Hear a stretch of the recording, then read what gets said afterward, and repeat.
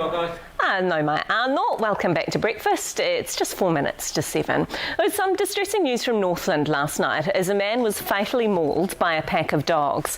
The attack took place in the remote community of Panguru, which is on the Hokianga Harbour. Of the 6 dogs that attacked, 3 are still on the loose.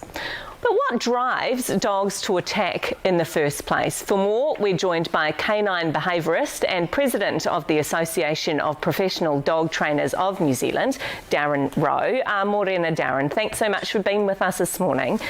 This was news that really struck me. What would cause a dog to attack in this manner? Yeah, well, first of all, Melissa, Morena, I think, first of all, every member of our association, their thoughts and their prayers go out to the whānau in this distressing time. That's the first thing we need to say. There are many reasons, Melissa, that dogs can show aggression to people. And I think it stems back to, I'll try and sort of talk about maybe 3 or 4 of those things, but one of the main reasons is a lack of socialisation at the very beginning when we get our puppies. So that first 8 to 16, maybe 20 weeks is probably the pivotal time when a dog needs to be exposed in a positive way to new people, to new dogs, new things, new sounds. And when that doesn't happen, that sets up a potential problem for when they see those things later, and then they can get really stressed and they can act quite aggressively towards those things.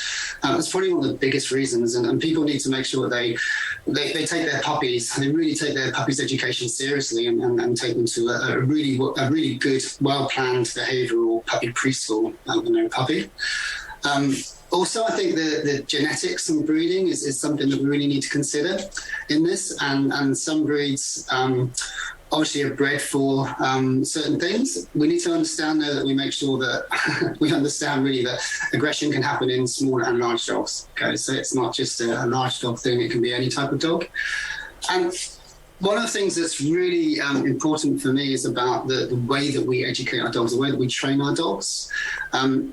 There's lots of different ways of training a dog, and in the association, we're a very positive, force-free organisation, and we use positive reinforcement to train our dogs. And if you use a more punishment-based training, then that dog can quite often escalate, the behaviour can escalate quite considerably because of that style of training, and that's something we really need to consider.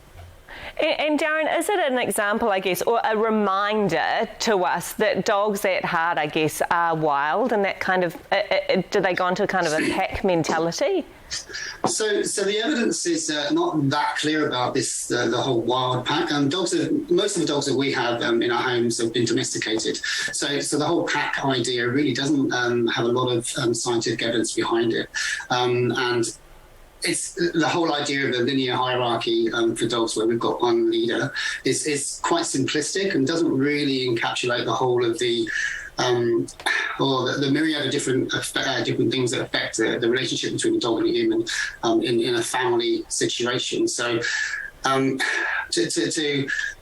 to describe them as a wild dog, there's no such thing as a wild dog in New Zealand. Maybe free roaming might be a better phrase, but certainly the pet dog situation doesn't really mirror that in science, recent science at least.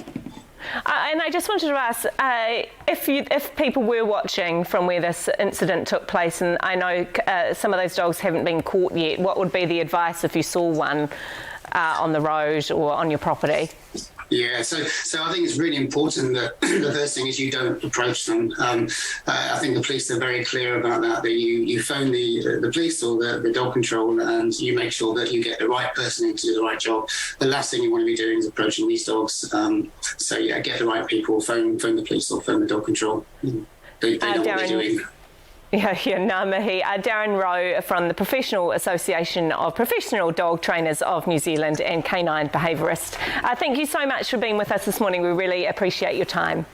Thank you, Melissa.